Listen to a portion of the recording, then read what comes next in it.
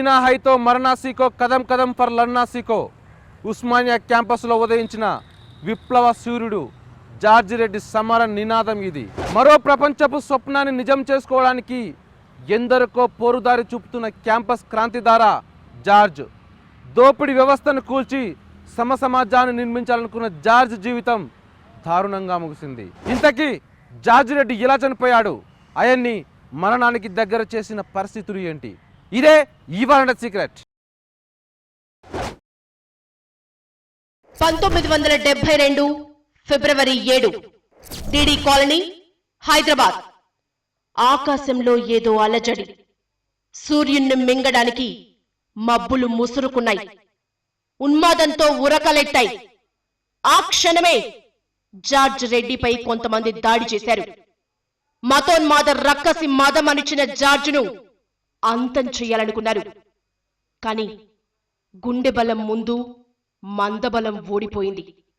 అందుకే ప్రమాదం నుంచి జార్జ్ తప్పించుకున్నాడు.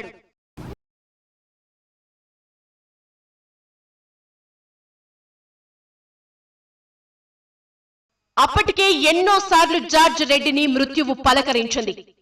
అవకాశం దొరికినప్పుడల్లా మతోన్మాద శక్తులు జార్జ్పై దాడులు చేశాయి. కానీ 1972 ఫిబ్రవరిలో జరిగిన అటాక్ మాత్రం తెలియని భయాన్ని కలిగించింది. ఎందుకంటే మొదటిసారి మృత్యువు అతి సమీపంగా వచ్చింది అప్పుడే. అందుకే జాగ్రత్తగా ఉండమని స్నేహితులు హెచ్చరించారు. కానీ చావు అంత తొందరగా తన దగ్గరకు రాదన్నాడు జార్జ్. ఆ నమ్మకంపై కాలం కక్షగట్టింది. అందుకే వారం తరువాత క్యాంపస్లో కసి తీరా కత్తి దూసింది. ఫిబ్రవరి 14, 1972 ఇంజనీరింగ్ కాలేజ్ హాస్టల్ ఓయూ ఎన్నికల వేడిలో క్యాంపస్ కుతకుతలాడుతోంది. గెలుపు కోసం ఎంతకైనా తెగించే అరాచకత్వం పంజా విసరడానికి సిద్ధంగా ఉంది. జార్జ్ రెడ్డికి విషయం తెలిసింది. భయం అంటే ఏంటో తెలియని జార్జ్ ఆ అన్యాయాన్ని ఎదురించాలని అనుకున్నాడు. ఒక్కడే వెళ్ళాడు. అవే చివరి చూపులు. జార్జ్ తిరిగి రాలేదు. 30 మంది గూండాలు కత్తులు బరిసెలతో జార్జ్ రెడ్డి శరీరాన్ని ఛిద్రం చేశారు. బతుకుతాడో ఏమో అన్న భయంతో కొన ప్రాణం పోయే వరకు పొడుస్తూనే ఉన్నారు. ఓవైపు కత్తుల దాడి, మరోవైపు శరీరం నుంచి ధారగా కారుతున్న రక్తం. అయినా జార్జ్ రెడ్డి వెనక్కి తగ్గలేదు. ఆఖరి శ్వాస వరకు రౌడీలతో పోరాడుతూనే నేల కొరిగాడు. జార్జ్ రెడ్డి చనిపోయాడన్న వార్తతో ఓయూ క్యాంపస్ తల్లడిల్లింది. జార్జ్ను కడసారి చూసేందుకు హైదరాబాద్, సికింద్రాబాద్ లోని అన్ని కాలేజీల విద్యార్థులు వేలాదిగా వచ్చారు. జార్జ్ భౌతిక కాయం ఇంటి నుంచి బయటకు రాగానే ఒక్కసారిగా దిక్కులు పిక్కటిల్లేలా జార్జ్ రెడ్డి అమర్ రహే నినాదాలు గర్జించాయి. ఫిబ్రవరి 15న వేలాది మంది అభిమానులు, సహచరుల అశ్రు నయనాల మధ్య నారాయణగూడలో అంత్యక్రియలు జరిగాయి. ఆధిపత్యానికి వ్యతిరేకంగా పిడికిలి బిగించేవాడే యోధుడు. చావు చుట్టుముట్టినప్పుడు కూడా ముఖంలో చిరునవ్వు చెదరనివాడు నాయకుడు. అరాచకాన్ని ఎదిరించడానికి అతడిచ్చే నినాదమే యుద్ధమవుతుంది. ఆ సమరంలో చిందే ఒక్కో రక్తపు బొట్టు చరిత్రను ఎరుపెక్కిస్తుంది. అలాంటి స్ఫూర్తికి నెత్తుటి చిరునామా జార్జ్ రెడ్డి. ఐన్స్టీన్ తెలివి, చిగువేర తెగువకు నిలువెత్తు ప్రతిరూపం అతను. 5 అడుగుల 6 అంగుళాల ఎత్తు, గోధుమ వన్నె రంగు, కొద్దిగా గడ్డం, సన్నటి మీసంతో ఉన్న దృఢమైన శరీరం, కాంతిధారల్లాంటి కళ్ళు, క్రాంతిదారిని చూపించే మాటలు, చెదరని చిరునవ్వు, వెడల్పాటి జేబులు, పొడుగు చేతుల alive green shirt, cotton jeans వేసుకుని జార్జ్ రెడ్డి వస్తుంటే అచ్చం ప్రపంచ విప్లవకారుడు చెగువెరాలా అనిపించేది. ఆ రోజులో అంతా జార్జ్ను హైదరాబాద్ చెగువెరా అని పిలిచేవారు. జార్జ్ కంటి ముందుంటే ఎవరైనా సరే రెప్ప వాల్చకుండా చూసేవారు. ఇక అమ్మాయిలో జార్జ్కు విపరీతమైన ఫాలోయింగ్ ఉండేది. ఆ రోజుల్లో హోల్ హైదరాబాద్కి సోలో అందగాడు జార్జ్. 1947 జనవరి 15న కేరళలోని పాలక్కాడ్లో సాహసం కళ్లు తెరిచింది. లీలా వర్గీస్, చెల్లా రఘునాథరెడ్డిలకు 4వ సంతానంగా జార్జ్ రెడ్డి పుట్టాడు. కారల్ రెడ్డి జార్జ్ అన్న, సిరిల్ రెడ్డి తమ్ముడు, డాన్ రెడ్డి, జాయ్ రెడ్డి అక్కలు. ఉద్యోగరీత్యా రఘునాథరెడ్డికి ట్రాన్స్ఫర్లు కావడంతో జార్జ్ ఫ్యామిలీ ఊర్లు తిరగాల్సి వచ్చింది. అందుకే జార్జ్ చదువు కొల్లాం, మద్రాస్, వరంగల్, హైదరాబాద్లో సాగింది. చిన్నప్పటి నుంచి జార్జ్ పుస్తకాల పురుగు. ఒకసారి స్కూల్లో అల్లరి చేశాడని క్లాస్ బయట ఎండలో 2 గంటలు నిలబడమని హెడ్ మాస్టర్ చెప్పాడు. తరువాత వెళ్లి చూస్తే జార్జ్ అక్కడ లేడు. 2 గంటలు ఎండలో నిలబడడం దండగని లైబ్రరీకి వెళ్లి పుస్తకాలు చదివాడు జార్జ్. 1964లో బీఎస్సీ చదవడానికి నిజాం కాలేజ్లో జాయిన్ అయిన జార్జ్ అక్కడ తన అపార ప్రతిభతో అందరినీ ఆకట్టుకున్నాడు. 1967లో ఫిజిక్స్లో ఎంఎస్సీ చేయటానికి ఉస్మానియా యూనివర్సిటీలో చేరటం జార్జ్ జీవితాన్ని మలుపు తిప్పింది.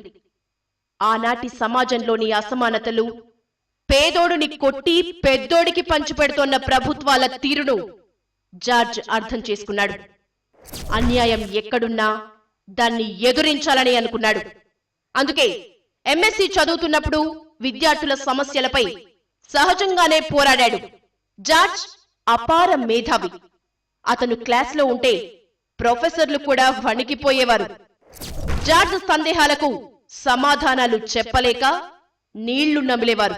బాక్సర్, బ్లేడ్ ఫైటర్ అయిన జార్జ్ తనను తాను ఫిట్ గా ఉంచుకునేందుకు జిమ్లో గంటల కొద్దీ ఎక్సర్సైజ్లు చేసేవాడు. తనతో పాటు 6 అంగుళాల కత్తిని ఉంచుకునేవాడు. ఓసారి క్యాంపస్లో చిన్న గొడవ జరగడంతో 1 ఏడాది పాటు క్లాసులకు రాకుండా జార్జ్ను రెస్ట్రికేట్ చేశారు. వేరే ఎవరైనా అయితే క్లాసులకు వెళ్లలేని ఆ 1 ఏడాదిని వృధా చేసుకునేవారే. కానీ జార్జ్ అలా చేయలేదు. ఆ ఒక్క 1 ఏడాదిలో 100ల పుస్తకాలు చదివాడు.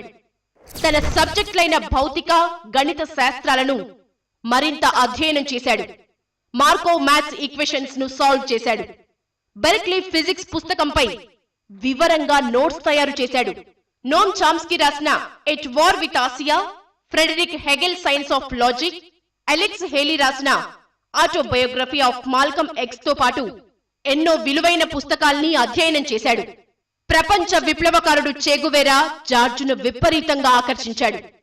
చే రాసిన guerrilla warfare and revolution, Bolivian diary గ్రంథాలు జార్జ్ను ప్రభావితం చేశాయి. Leon Trotsky, Plato, Sigmund Freud రచనల్ని అవపోసన పట్టాడు. మార్క్సిజం కోణంలో చుట్టూ ఉన్న సమాజాన్ని, దోపిడీ జరిగే తీరును తెలుసుకున్నాడు. అయితే అప్పటికింకా పూర్తిగా కమ్యూనిస్టు పంథాను స్వీకరించలేదు. తన పొలిటికల్ స్టాండ్ను ఎటూ తేల్చుకోలేని స్థితిలోనే ఉన్నాడు. అజ్ఞాతవాసం లాంటి రెస్ట్రిక్షన్ ముగిసిన తర్వాత జరిగిన ఎంఎస్సీ పరీక్షల్లో యూనివర్సిటీ టాపర్గా నిలిచాడు. గోల్డ్ మెడల్ పొందాడు. జార్జ్ ఆన్సర్ పేపర్లు దిద్దిన బాంబే ప్రొఫెసర్ ఒకరు వాటిని చూసి ముచ్చటపడ్డాడు. సూటిగా, ఎలాంటి గందరగోళ ఈక్వేషన్స్ లేకుండా ఫిజిక్స్ ప్రాబ్లమ్స్ ను సింపుల్ గా సాల్వ్ చేసిన జార్జ్ రెడ్డిని చూడాలనుకున్నాడు. అందుకే ఆన్సర్ పేపర్లు పట్టుకుని స్వయంగా ఓయూకొచ్చి వీసీ ఛాంబర్లో జార్జ్ను కలుసుకున్నాడు. ప్రపంచం గర్వించే మేధావి ఓయూ క్యాంపస్లో ఉన్నాడని వీసీకి చెప్పి వెళ్లాడు. జార్జ్ రెడ్డి మాటల్లో తీవ్రత, స్పష్టత, నిజాయితీ ఉండేది. అందుకే అతను చేతల్లో కూడా మునగాడనిపించుకున్నాడు. జార్జ్ తెలివికి ఎన్నో ఉద్యోగాలు కాళ్ళ దగ్గరికి వచ్చాయి. కానీ వేటిని అంగీకరించలేదు. కోట్లాది మంది పేదల కన్నీళ్లు తుడవడమే తన ఉద్యోగం అనుకున్నాడు. ఇందుకు దేశంలోని దోపిడీ వ్యవస్థను కూల్చాలనుకున్నాడు. అందుకు విప్లవమే మార్గం మన జార్జ్. అందుకోసం ప్రపంచ విప్లవాల అనుభవాన్ని ఆచరణలోకి తీసుకురావాలనుకున్నాడు. జార్జ్ రాజకీయ ప్రస్థానం కాంగ్రెస్ లోని యంగ్ టర్కుల బృందంతో మొదలైంది. 1969-70 మధ్య సోవియట్ అండతో కాంగ్రెస్ పార్టీని సంస్కరణ పంథా వైపు నడిపించే ప్రయత్నం జరిగింది. అందుకోసం యంగ్ టర్క్ బృందం కాంగ్రెస్ లో ఫ్రెషర్ గ్రూప్ గా అవతరించింది. ఫ్యూడల్ వ్యవస్థకు వ్యతిరేకంగా పనిచేసిన యంగ్ టర్క్ జార్జ్ను ఆకర్షించింది. సోషలిస్ట్ స్టడీ ఫోరంగా ఏర్పడి యంగ్ టర్కులు సాగించిన ప్రచారాన్ని చిత్తశుద్ధితో నమ్మాడు. కానీ అది పెట్టుబడిదారీ వ్యవస్థను కొత్త ముసుగుతో కాపాడే ఎత్తుగడగా భావించాడు. అందుకే యంగ్ టర్క్ బృందానికి దూరమయ్యాడు. 1960 దశాబ్దం చివర్లో జరిగిన జాతీయ, అంతర్జాతీయ పరిణామాలు జార్జ్ రెడ్డిలోని ప్రశ్నించే తత్వాన్ని తట్టిలేపాయి. 1967 నక్సల్బరీ పోరాటం, 1969 తెలంగాణ ఉద్యమం, శ్రీకాకుళ రైతాంగ పోరాటం, వియత్నాం యుద్ధం జార్జ్ రెడ్డి ఆలోచనల్ని కొత్త తీరం వైపు తీసుకువెళ్లాయి. తాను పుట్టింది తన కోసం కాదని, పీడిత ప్రజల కోసమని జార్జ్ నిర్ణయించుకున్నాడు. నాటి ఉపాధ్యాయ ఎమ్మెల్సీ నీలం రామచంద్రయ్య ప్రోత్సాహంతో మార్క్సిస్ట్ పంథా స్వీకరించాడు. కొంతమంది యువకులు రాబోయే యుగం దూతలు, పావన నవజీవన బృందావన నిర్మాతలు అన్నాడు మహాకవి. జార్జ్ రెడ్డి విషయంలో ఆ మాట 100కి 100 నిజం. భావజాలమే కాదు, ఆచరణ కూడా జార్జ్ రెడ్డి ప్రత్యేకత. ఆ రోజుల్లో క్యాంపస్ లో మెజారిటీ విద్యార్థులు గ్రామీణ ప్రాంతాల వాళ్లే, అందులోనూ సామాజిక అణచివేతకు గురైన వాళ్లే ఎక్కువ. అలాంటి విద్యార్థులకు జార్జ్ రెడ్డికి మధ్య ఆర్థిక, రాజకీయ, సామాజిక, సాంస్కృతిక భేదాలుండేవి. కానీ ఎప్పుడైతే విప్లవాన్ని శ్వాసించాడో అప్పటి నుంచి అట్టడుగు వర్గాల జీవన విధానాన్ని అలవర్చుకున్నాడు జార్జ్. ఇందుకోసం తనను తాను మార్చుకున్నాడు. ఆదర్శ విప్లవకారుడిగా మారేందుకు తనను తాను డీక్లాసిఫై చేసుకున్నాడు జార్జ్. స్లిప్పర్లే వాడేవాడు, 2 జతల బట్టలే వేసుకునేవాడు. తినడానికి తిండి దొరక్క ఆకలితో అలమటించే ఎందరో అభాగ్యులకు సంఘీభావంగా ఒకే పూట అన్నం తినేవాడు. కాగితం మీద రాస్తే ఎక్కడా ఖాళీ ఉండేది కాదు. దేన్నైనా పొదుపుగా ఉపయోగించేవాడు. నిర్లక్ష్యం, అహంకారం జార్జ్లో మచ్చుకైనా కనిపించేవి కావు. ఎప్పుడూ సిటీ బస్సుల్లోనే తిరిగేవాడు. అడిగిన వారికి, అడగని వారికి సహాయం చేసేవాడు. ఏ ఆధారం లేని ఓ బాల్య మిత్రుడికి తన స్కాలర్షిప్ డబ్బులిచ్చి వ్యాపారం పెట్టించాడు. తానొక్కడే కాదు, తన చుట్టూ ఉన్న సంపన్న వర్గ విద్యార్థులను కూడా డీక్లాసిఫై చేయించాడు. ఎన్నో కష్ట నష్టాల్ని ఓర్చుకుని తనను తాను ఆదర్శ విప్లవకారుడిగా మార్చుకున్నాడు. ఇదంతా ఒక ఎత్తు. విద్యార్థుల్లో సాంఘిక స్పృహ, ప్రగతిశీల భావాల్ని పెంచేందుకు జార్జ్ చేసిన కృషి ఒక్కటే ఒక ఎత్తు. తనలాంటి భావాలున్న కొంతమంది స్నేహితులతో కలిసి ప్రోగ్రెసివ్ డెమోక్రటిక్ స్టూడెంట్స్ పేరుతో ఓ వేదికను ఏర్పాటు చేశాడు. పీడీఎస్ ఆధ్వర్యంలో స్టడీ సర్కిళ్లు నడిపాడు. అందులో సామాజిక మార్పుకు సంబంధించిన చర్చలు జరిగేవి. సైన్స్ కాలేజ్, ఆస్ట్రానమీ డిపార్ట్మెంట్ కు ఆనుకుని ఉన్న క్యాంటీన్ జార్జ్ రెడ్డి బ్యాచ్ కు అడ్డా. క్యాంటీన్ ను ఆనుకుని ఒక వేప చెట్టు, దాని కిందున్న 4-5 బండరాళ్లు, వాటిపై కూర్చుని సైన్స్, భౌతికవాద తత్వశాస్త్రం, భారతదేశంలో పేదరికం, పాలస్తీనా సమస్య, గ్వాటెమాలా సంఘటనలు, ఫోకో సిద్ధాంతం, క్యూబన్ పోరాటం, ఆఫ్రికా ప్రజల విముక్తి ఉద్యమాలపై జార్జ్ రెడ్డి మాట్లాడుతుంటే కాలం కూడా ఆగి వినేది. మతోన్మాదం, వియత్నాం యుద్ధంపై పీడీఎస్ పేరుతో జార్జ్ కరపత్రాల్ని ముద్రించేవాడు. శాస్త్రీయ విద్యా విధానంపై జాతీయ స్థాయిలో జరిగిన ఓ సమావేశంలో జార్జ్ మాట్లాడిన తీరు అందరినీ ఆలోచింపజేసింది. క్రైసిస్ ఇన్ క్యాంపస్ డాక్యుమెంటరీలో విద్యార్థుల్లో ఉన్న అశాంతిపై జార్జ్ మాట్లాడాడు. ధిక్కార స్వరాల్ని వ్యవస్థ ఎలా విస్మరించిందో, శాంతియుత నిరసనల్ని అధికారంతో ఎలా అణిచివేస్తోందో జార్జ్ వివరించాడు. అలా చెప్తుంటే ప్రఖ్యాత ఫ్రెంచ్ విప్లవకారుడు, రచయిత ఫ్రాంజ్ ఫెనన్ హింస గురించి చెప్పిన మాటలు గుర్తుకొస్తాయి.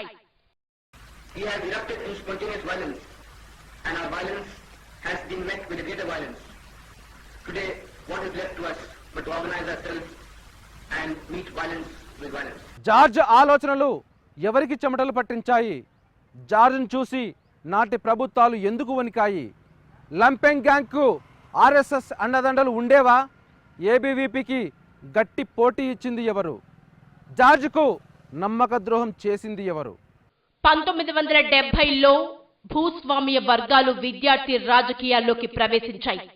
ఫలితంగా ఉస్మానియా యూనివర్సిటీలో అప్రజాస్వామిక వాతావరణం ఉండేది. ఓ వర్గ భావజాలమే అజెండాగా ఉన్న విద్యార్థి విభాగంలో ఆనాటి ఫ్యూడల్ శక్తుల వారసులు చక్రం తిప్పారు. వీళ్లను లంపెంగ్ గ్యాంగ్ అనేవాళ్లు. అమ్మాయిలను వేధించటం, ర్యాగింగ్ పేరుతో విద్యార్థులను హింసించటం వాళ్ల నైజం. పాలక మండలి వ్యవహారాల్లో జోక్యం చేసుకునేవారు. ఇంతేకాదు, పీజీ హాస్టల్ మెస్ పై ఆధిపత్యం కోసం ప్రయత్నించారు. కొంతమంది పాలక మండలి సభ్యులు ఈ లంపెంగ్ గ్యాంగ్ కు సపోర్ట్ చేశారు. దీంతో ఈ గ్యాంగ్ బరితెగించేది. దళితులకు, అమ్మాయిలకు చదువు ఎందుకంటూ మతం ముసుగులో కుల అహంకారంతో వెక్కిరించేవారు.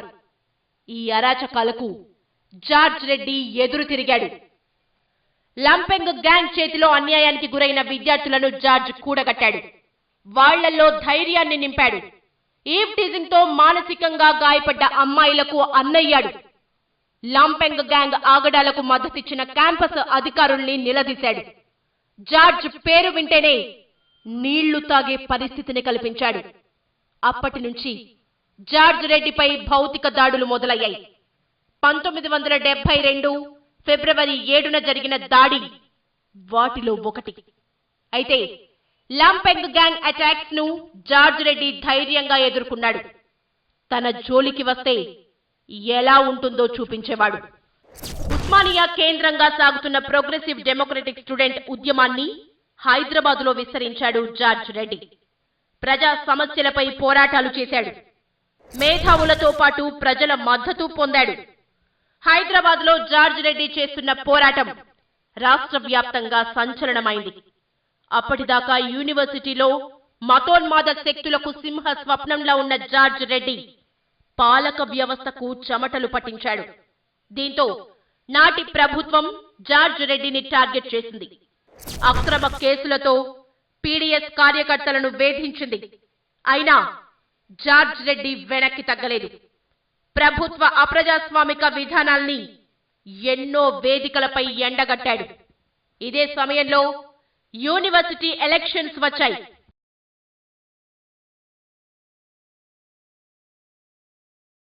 ఆ రోజుల్లో యూనివర్సిటీల్లో ఎన్నికలు జరిగాయి. ఓయూలో మాత్రం పరిస్థితి భయానకంగా ఉండేది. మతోన్మాద శక్తులకు భయపడి ఎవరూ పోటీ చేసేవారు కాదు. కానీ జార్జ్ రెడ్డి రాకతో ఆ పరిస్థితిలో మార్పు వచ్చింది. దీంతో ఏబీవీపీకి పీడీఎస్ కు మధ్య పచ్చగడ్డి వేస్తే భగ్గుమనేది. అప్పటికే ఓయూ క్యాంపస్ లో ఎన్నికల్లో ఏబీవీపీకి వ్యతిరేక ఫలితాలొచ్చాయి. దీంతో ఇంజనీరింగ్ కాలేజ్ ఎన్నికలను రెండు వర్గాలు ప్రతిష్టాత్మకంగా తీసుకున్నాయి. జార్జ్ ప్యానెల్ తరపున యాదగిరి ప్రెసిడెంట్ గా పోటీకి దిగితే ఏబీవీపీ తరపున లఖన్ సింగ్ పోటీ పడ్డాడు. లఖన్ సింగ్ కు కరడుగట్టిన క్రిమినల్స్ తో సంబంధాలుండేవని నాటి జార్జ్ రెడ్డి సహచరులు విమర్శిస్తారు. 1972 ఫిబ్రవరి 14 ఆ రోజు రానే వచ్చింది. రౌడీల అండ చూసుకుని జార్జ్ ప్యానెల్ జాయింట్ సెక్రటరీ అభ్యర్థి రామచంద్రారెడ్డిని లఖన్ సింగ్ బెదిరించాడు. దీంతో భయంతో వణికిపోయిన రామచందర్ బండ క్యాంటీన్ దగ్గరున్న జార్జ్ రెడ్డి దగ్గరకు సహాయం కోసం వెళ్లాడు. ఇంజనీరింగ్ కాలేజ్ హాస్టల్ వెనుక లఖన్ సింగ్ రౌడీలతో ఉన్నాడని, తనతో రావాలని అన్నాడు. దీంతో ఏ మాత్రం ముందు వెనక ఆలోచించకుండా జార్జ్ ఒక్కడే రామచంద్రారెడ్డితో వెళ్లాడు. ఒంటరిగా దొరికిన జార్జ్ పై 32 మంది రౌడీలు కత్తులు బరిసెలతో విరుచుకుపడ్డారు. విచక్షణ రహితంగా పొడిచి చంపారు. కీలక విషయం ఏంటంటే జార్జ్ను చంపడానికి రామచంద్రారెడ్డిని పావుగా వాడుకున్నాడన్న ఆరోపణలున్నాయి. జార్జ్ హత్యకు కారణాలేంటి? ఆయన చనిపోవాలని నాటి ప్రభుత్వాలు కోరుకున్నాయా? హంతకులకు శిక్ష పడిందా? పోలీసులు వాళ్లకు సహాయం చేశారా? కోర్టులేమన్నాయి? జార్జ్ మరణంలో మిస్టరీగా మిగిలిన విషయాలేవి? జార్జ్ను చంపడానికి హంతకులు పక్కా ప్లాన్ వేశారు. లంపెంగ్ గ్యాంగ్ కు జార్జ్ ముందు నిలబడే ధైర్యం ఉండేది కాదు. అందుకే సిటీ నుంచి కరడుగట్టిన రౌడీలను తీసుకొచ్చారు. విద్యార్థుల ముసుగులో ఆ రౌడీలు క్యాంపస్ లో రెచ్చిపోయారు. దీంతో వర్సిటీకి సంబంధం లేని వారిని క్యాంపస్ నుంచి బయటకు పంపాలని కొంతమంది విద్యార్థులు నాటి వైస్ ఛాన్సలర్ నరోత్తం రెడ్డికి వినతి పత్రం ఇచ్చారు. దాన్ని ఆయన పట్టించుకోలేదు. దీంతో పోలీసులను ఆశ్రయించారు. వాళ్లు కూడా విద్యార్థుల వాదనను పట్టించుకోలేదు. ఎన్నికల కోసం క్యాంపస్ లో పోలీసులను మోహరించారు. కీలక విషయం ఏంటంటే జార్జ్ రెడ్డిని గూండాలు కత్తులతో పొడిచింది పోలీస్ పికెటింగ్ ముందే. దాడి జరుగుతున్నప్పుడు పదుల సంఖ్యలో పోలీసులు ఉన్నా హంతకులను అడ్డుకోలేదు. ఎందుకు అంటే జార్జ్ రెడ్డిని చంపుతారన్న విషయం నాటి పోలీసులకు ముందే తెలుసా? హంతకులకు పోలీసులే సాయం చేశారా? కోర్టులో ప్రాసిక్యూషన్ వ్యవహరించిన తీరుతో ఈ అనుమానాలు మరింత బలపడ్డాయి. జార్జ్ రెడ్డి చనిపోయిన తర్వాత నాటి ప్రభుత్వం పోలీసుల తీరు విమర్శలకు కారణమైంది. జార్జ్ హంతకులను పట్టుకోవడంలో నాటి పోలీసులు నిర్లక్ష్యం వహించారు. విద్యార్థుల ఆందోళనలకు భయపడి లఖన్ సింగ్, నూర్దాస్ రెడ్డితో పాటు మరికొంతమందిని అరెస్ట్ చేశారు. పక్కాగా సాక్ష్యాలను మాత్రం సేకరించలేదు. అందుకే కేసు విచారణ ఫార్స్ గా మారింది. ప్రత్యక్ష సాక్షుల వాదనను పట్టించుకోలేదు. ఇంజనీరింగ్ కాలేజ్ ముందే హత్య జరిగినట్లు నిరూపించడంలో ప్రాసిక్యూషన్ విఫలమైంది. దీంతో సాంకేతిక కారణాలతో కేసును కోర్టు కొట్టివేసింది. జార్జ్ చనిపోయింది నిజం. ఇంజనీరింగ్ కాలేజ్ మెట్లు జార్జ్ రక్తంతో తడిసింది వాస్తవం. కానీ పోలీసుల తీరుతో జార్జ్ రెడ్డిని చంపిన నిజం మాత్రం అసత్యమైంది. జార్జ్ను చంపడానికి ఎన్నికలను సాకుగా వాడుకున్నారు హంతకులు. ఒకవేళ ఎలక్షన్స్ లేకున్నా జార్జ్ రెడ్డిని అంతం చేసేవారే. అప్పటిదాకా యూనివర్సిటీలో మతోన్మాద శక్తులకే జార్జ్ రెడ్డి సింహ స్వప్నం. కానీ ఎప్పుడైతే ప్రోగ్రెసివ్ డెమోక్రటిక్ మూవ్మెంట్ ను హైదరాబాద్ లో విస్తరించాడో అప్పటి నుంచి పాలక వ్యవస్థకు టార్గెట్ అయ్యాడు.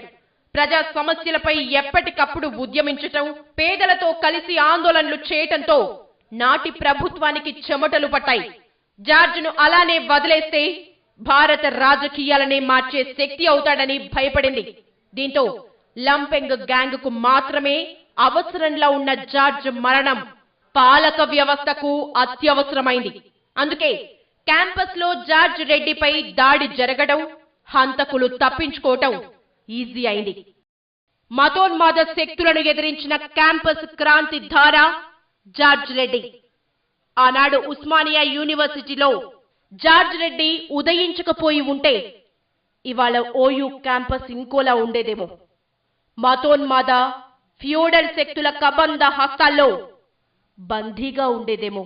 అప్పుడు మతోన్మాద శక్తులకు వ్యతిరేకంగా జార్జ్ చేసిన పోరాటమే ఉస్మానియా యూనివర్సిటీలో ప్రజాస్వామిక శక్తులు ఎదగడానికి కారణమైంది. జార్జ్ రెడ్డి బతికుంటే ఖచ్చితంగా ఫిజిక్స్లో నోబెల్ ప్రైజ్ వచ్చేదంటారు. అలాంటి వ్యక్తి తన సిద్ధాంతాల కోసం ప్రాణాలని పణంగా పెట్టాడు. మరో ప్రపంచం కోసం అమరులవుతున్న ఎందరికో వేగుచుక్కయ్యాడు. అమరత్వానికి కొత్త అర్థం చెప్పాడు. తన నెత్తుటితో పోరాటాల చరిత్రను ఎరుపు రంగులోకి మార్చాడు. ఇది ఇవాళ సీక్రెట్. మరో సీక్రెట్తో మళ్ళీ కలుద్దాం. Keep watching V6 news.